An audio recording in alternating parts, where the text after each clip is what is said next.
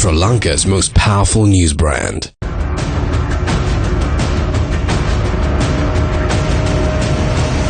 Newsfirst, Newsline with Faraz Shaukat Ali.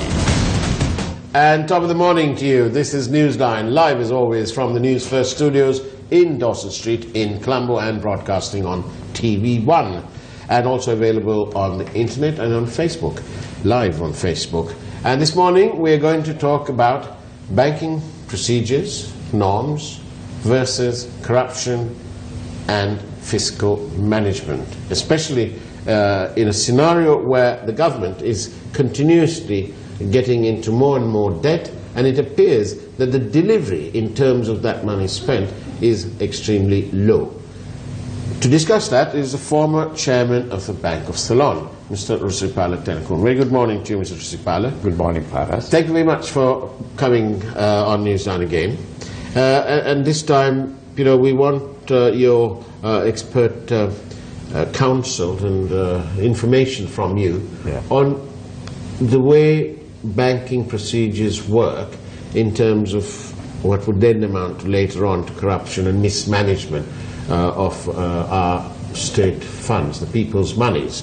One case in point is, and lots of people ask me this, is how did perpetual treasuries manage to persuade the Bank of Ceylon to make in effect a proxy bid? I think they made 3 bids, in total 13 billion rupees, when the advertised amount was 1 billion. Yes. So they normally bid a little bit more anyway, but to bid in total 13 times more than that. Yes. What led to that? Did they have a facility? Tell me. No, it's like this for us now. Actually, this bidding process of the Bank of Ceylon on behalf of perpetual treasuries in that impugned bond issue is a very big suspicious question. To date remains unanswered. But we have seen the evidence that has been led and the telephone conversations that have been had with the Bank of Ceylon Treasury Department and between the management of the perpetual treasuries and them. There are so many aspects that arise out of this. One is whether it is legal for the bank to have done this. That's the first point. Now, actually from the legality and from the point of view of the practices followed, that's a matter that depends on each bank's practice with regard to the placement of bids on behalf of their clients. Or on their own behalf. Now that's a matter that should be fall within the policy decisions and the decision makers up above in the line authorization above them to advise as to what should be the quantum of their bidding. That's one part. But when they bid on behalf of a client, there are certain norms, whatever the practices are. There are certain norms based on the risks that the banks has to face that they have to observe while bidding on somebody else's behalf. Now this bidding for us is normally, banks don't go and bid for every Dick, Tom and Harry. They either bid for their own established customers or some known party. Where the know your client or the KYC requirements are properly fulfilled. Exactly. They know the performance of the client and the capacity of the client to settle the amounts on the due dates. Because you don't pass the securities, you don't leave the securities which is in the hands of the bank if they become the bidders, so successful bidders, without the payment. So what they have to ensure at that point of time is whether the client on whose behalf they are making the bid are capable of doing this. But in this case, you know, the question, they may say that, well, we have had previous transactions with perpetual treasuries, we know them. They are coming up with all kinds of explanations. But they remain explanations more than plausible facts to be accepted as normal. In this case, what is more important is there are certain circumstances that go beyond the normality. Like, for example, what is this bond for? they have asked for a bond of 1 billion. Yes. And the Bank of Ceylon itself has submitted bids on behalf of their clients to very small amount. Around 513 million. You are absolutely correct. About less than 600 million to two parties. Because, and that they knew, they were well within the means. I mean, within the limits. That was reflective of the 1 billion. Exactly. 1 billion requirement that the central bank was looking for. And beyond that, even the rates that they bid, they were in keeping with the recommended or acceptable rates within the expectations of the central bank. And I think there's also, I don't know if it's a legal obligation, but it appears maybe even a contractual obligation that each of the primary dealers must bid at least 10%. Of course, it's mandatory. It's mandatory because that is where some of the bids come as, they are called dummy bids. They just put for the sake of putting it to fulfill that requirement, and they know very well they don't get it. So now what in this instance, what has happened is that same Bank of Ceylon, which knew that this is a bid for 1 billion, suddenly within the matter of minutes, they get a request from a party, and that party is another primary dealer. As in perpetual. I mean, these are the circumstances that create huge suspicion about this transaction. The whole episode. One is that they are bidding 13 billion. Second is they are bidding it on behalf of another primary dealer, which is not the norm. A primary dealer, of course, can bid on his own. Why should they come to Bank of Ceylon? Correct. The very fact that they come to Bank of Ceylon and ask for a huge bid to be submitted on their behalf shows that they are not capable, or they are not within the rights or the limits that are set by the central bank for them to bid on their own. That would have caused them enough, that is enough room for suspicion. Banks for us, the name of the game for the bank is vigilance. They can't go past this limit at any cost. The main cost is, so they have been unethical, less vigilant, and being apparently influenced by some party to take a decision like that. I have a viewer from Kandy who's sending me this message saying, was the chairman, presumably the chairman of the Bank of Ceylon, present at the central bank on that day? And was it he who authorized this unprecedented advance? I don't know, to my recollection, Faraz, there's a very strange coincidence there. If I remember correct, because we have gone through this, you and I have gone through this in very intricate detail. And the Bond Commission needs even another 3 weeks, I think, to compile its report. Exactly. So therefore, they should get it. So what is important is there's something very controversial happening on this day. This happens to be the day on which the Bank of Ceylon new chairman assumes duties. On the 24th of, on the 27th of February. I think somewhere around that period. So it was very unlikely that this chairman had something directly to do with this. I mean, that's my own observation. We have to start subject to correction of the date. Dates. I mean, even if the date was a few days before, I mean, this is so intricate subject, and even in the bank, this is not the normal customer dealings, no? This is very sort of... and would the chairman be far removed from this kind of operation? Normally, yes. Normally, yes. The chairman don't come into play at all. It is the chief executives. It's the troops who do the work. Exactly. And then there's a line of authority up which they reach for decisions. And there's a set procedure. And in this particular instance, the treasury operation people have a very big role to play. They have a mandate, discretionary powers, which they are using. There's another, on the same lines, another question posed by yet another viewer who's asking, why didn't the Commission of Inquiry summon the head of the Treasury Department of the Bank of Ceylon regarding this bond scam? I'm not sure whether he came or he didn't come. I think he came. Right. Because he came before the parliamentary COPE committee, one Dharmasen or somebody. Right. I remember he was summoned, right. and he tried to give an explanation, right. And he also said that we, as far as we are concerned, we made a profit in this transaction. Yeah. What was the profit? 247,000 rupees, whereas the party involved in that. Sorry, let me get this right. We're talking about profits to perpetual over 3 accounting periods of around 12.5 billion with a B, and this man is talking about a profit of 247,000 rupees. At a huge risk at that. Cheating. At a huge risk that the bank has taken. It is no wonder that in the coal matter, the Supreme Court said that their conscience was shocked by the actions of public servants in this whole transaction. Carry on. Here the conscience would submerge, it is such a situation. Now, the Bank of Ceylon Treasury Department people who gave evidence before the Bond Commission, they said, after all, we are concerned, we didn't suffer any loss. Yeah. We placed this bid and then we bought it. But, little is exposed about the entire transaction that took place. Yeah. What happened?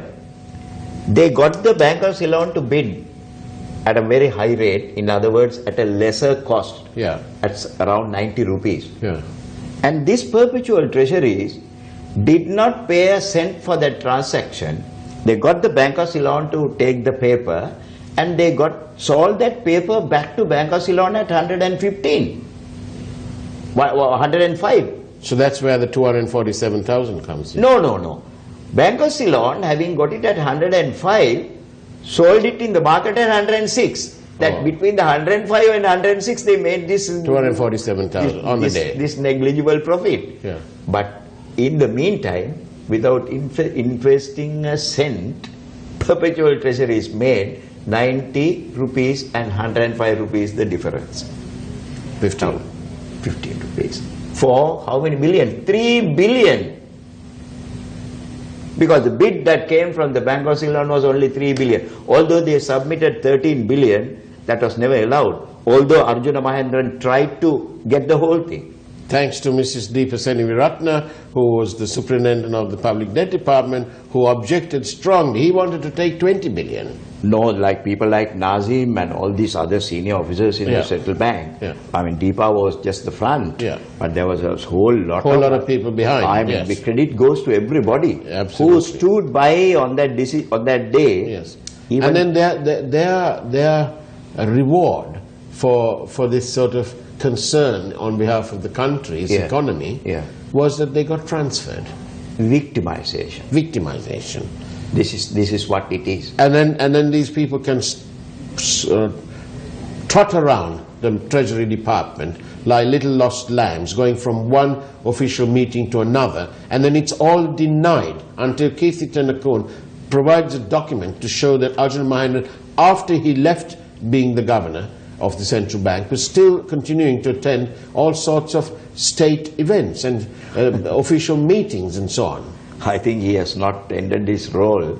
He may be still drafting replies to important people to be given before the commission, Bond Commission. Absolutely. That is our observation. Of course, we don't know whether these things are true, but from what has transpired and what we have experienced, I mean, this can definitely happen. Yes, his name was Dharmapala, a viewer is telling us. That's right. Thank you for that, Mr. or Mrs. Viewer. Yeah. I've only got you saved as viewer here. Yeah. But yes, that's good. It shows how carefully people are following this matter. Paras, what is important is thanks to the media intervention and in an unprecedented manner, unlike in any other case, your involvement, your valuable airtime, your valuable conversations, debates, discussions, presentations have educated the people in this country. And what about the people who turn up here and who are willing to be interviewed and talk on this subject, who arrive here? There's no payment for this thing, right?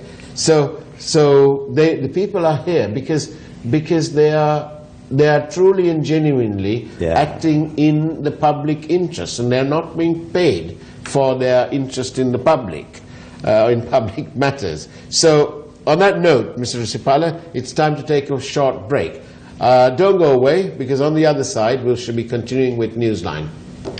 And welcome back to Newsline, where we're joined by the former chairman of the Bank of Ceylon, Mr. Rusripala Tenakon. Now then, Mr. Rusripala, very interesting discussion, and so much is being said by our viewers. One of them saying that this is a very interesting discussion, and we wonder whether they won the election to rob the country. Whereas, before I come to that, I like to your comment, last comment before the break. Yes. You said that we are not being paid. Yes. I'm very happy that you mentioned these few words, because we are very perturbed by some of the comments that are going on in the public media. In the social media. Social media. Yeah. You know, there are some clowns. I mean, people, do you know what, people who have been instigated to desecrate us in that form.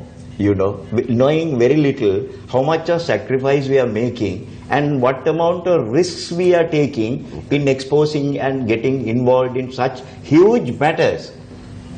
We don't have bodyguards to go around with us.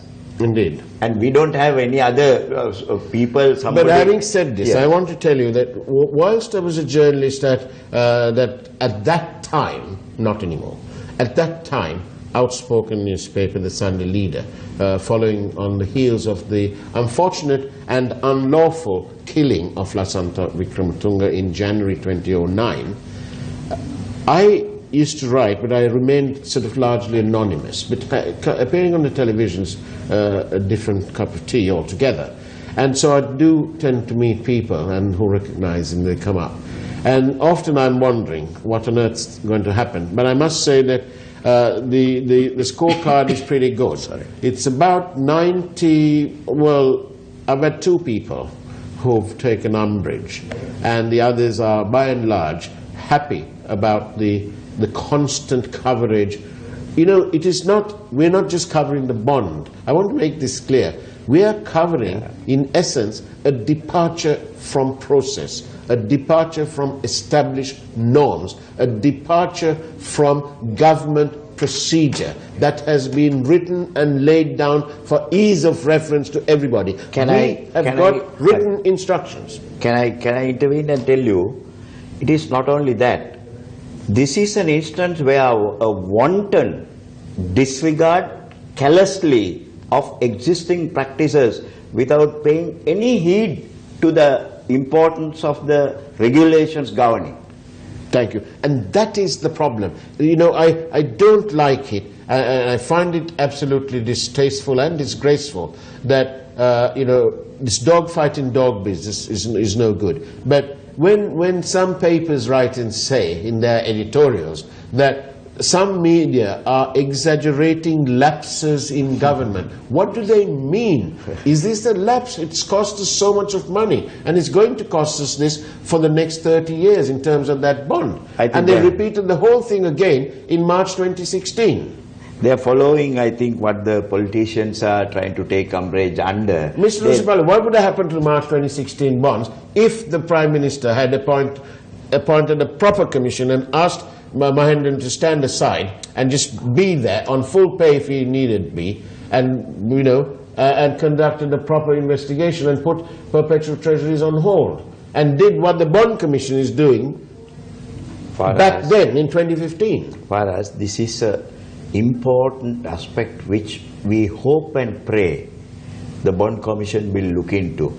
It is not the February 27th bond, you know, that is intriguing and that has caused so much of losses or I mean other implications to the country's economy. It is the bond issue on the 29th and 31st of March in 2016, 1 year after the first bond, that caused much more implications to the economy of this country, which we are suffering today. The inflation has gone up. The interest rates have gone up. Absolutely. The banks have been taken for a ride. Yes. And all these things have happened in the subsequent bond. For what reason? For one reason. For the total disregard of the authorities. The minister in charge of the subject, if he acted in the proper manner, but to prevent a recurrence of that type of thing in the central bank again, he had ample time, 1 year, What did they do in the meantime? So, telling this or talking about this is not an exposure. Indeed. It is talking the truth in the interest of the country. And it is not a little exaggeration or a little lapse on the part of the government. A little lapse would be something completely minor, all right? So go eat your heart out. Whereas it is not at all an exaggeration. We have up to date, what we have done is we have been able to tell only half the truth. Exactly. Because we were not privy to all this other information. Exactly. Thank goodness. Thank goodness for the Commission of Inquiry. Had you and I been privy to these various telephone calls, RWs, RKs and all that exchange between these parties, we would have known better and we would have exposed things better. Absolutely. We did not know, thanks to the investigative part of this commission. Now this commission, don't forget, it's an inquiry, cum and investigation. So thanks to the investigation part, their report is awaited. Yes. But the investigation part has been done properly. Wonderful. They have gone into we must acknowledge all of them. Now, going on about this thing, you know, for example, about this the fiscal mismanagement, and this sort of flippant attitude. Yeah. Now, in 2015, when this government came into being, and Ravi Karunaika was appointed the finance minister, this is inside the 100-day government, all right? Yeah. Now, then he was the finance minister. Yes. The Hyatt project, the old Selinco Celestial Tower, the Hyatt project in front of the other hotels near Cinnamon Grand, you know what I mean? Yes, yes. Now, they had a watertight contract with an Italian company for the interior fit-out and so on.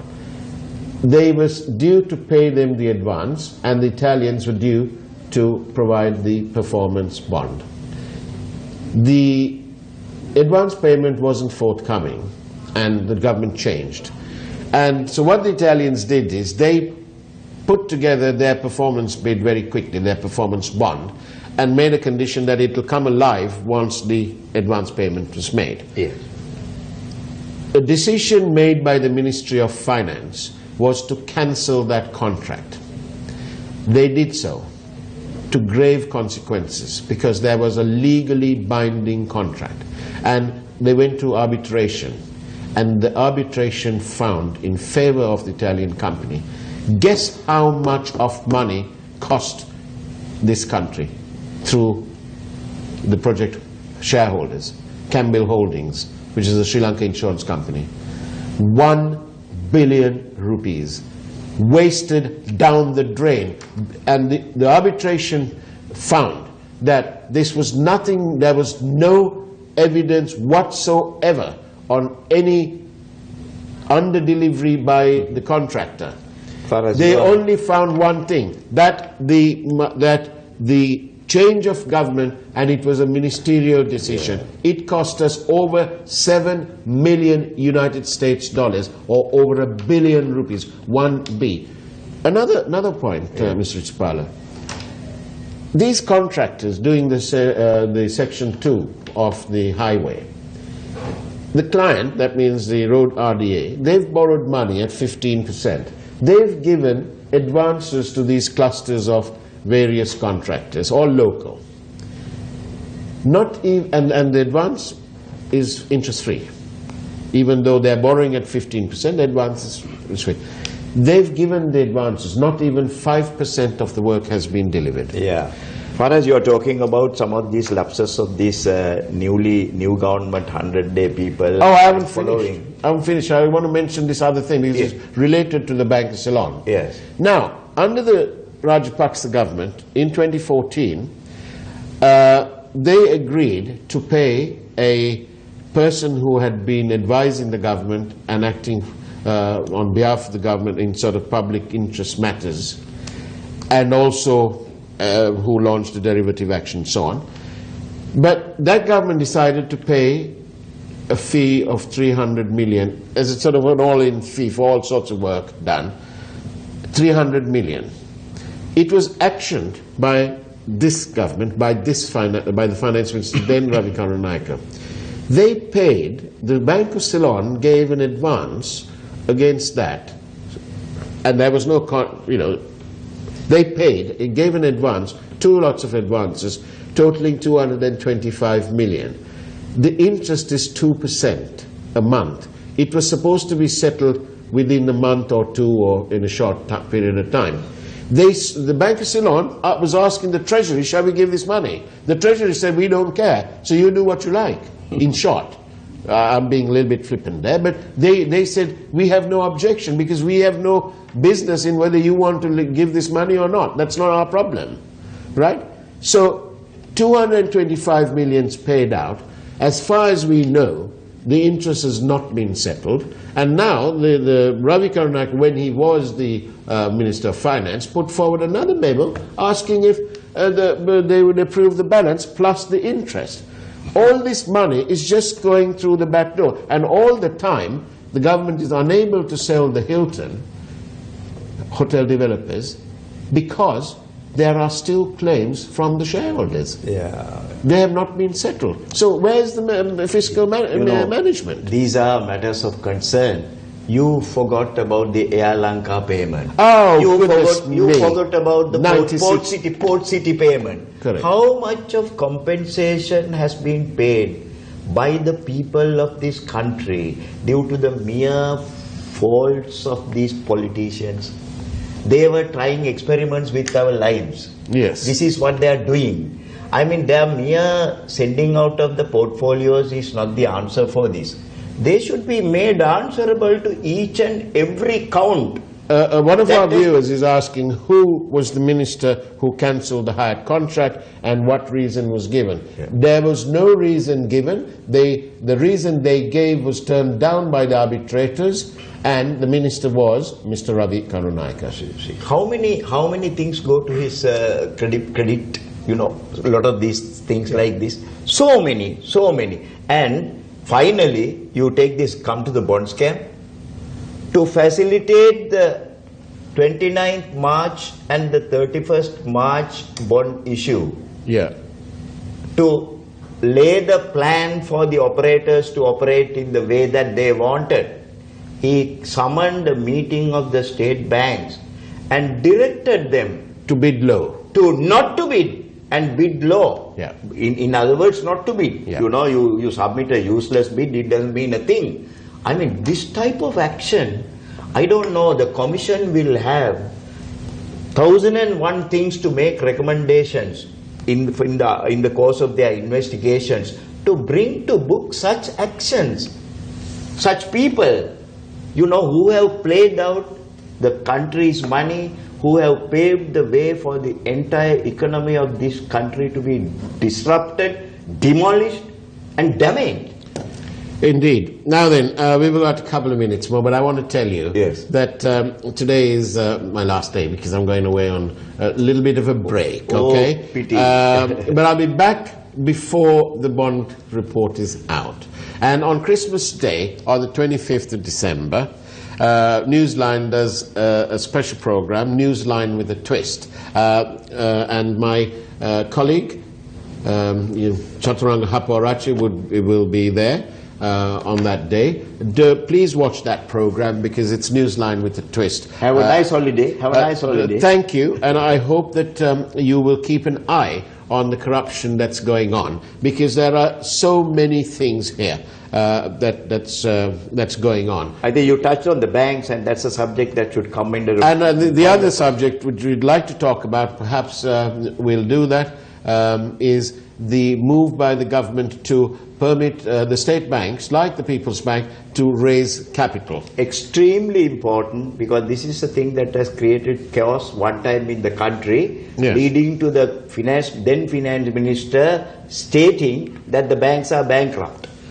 Absolutely. So therefore, this is a repetition. History repeats. So we have to play a role at the media in this country to exactly expose what is behind the state banks. And in case anybody needs any clarification, not by affidavit, but here we go. It is this, that all those things that we mentioned today, and we've mentioned in the past, and when we mention them in the future, they're all backed up by documentation that will stand up to scrutiny in any proper court of law. And that's a fact. Principal Tenakun, former chairman of the Bank of Ceylon, thank you very much for being on the program, and I wish you a great season ahead. And take care.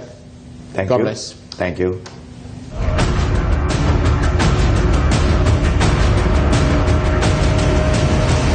News First, Newsline with Faraz Shaukat Ali.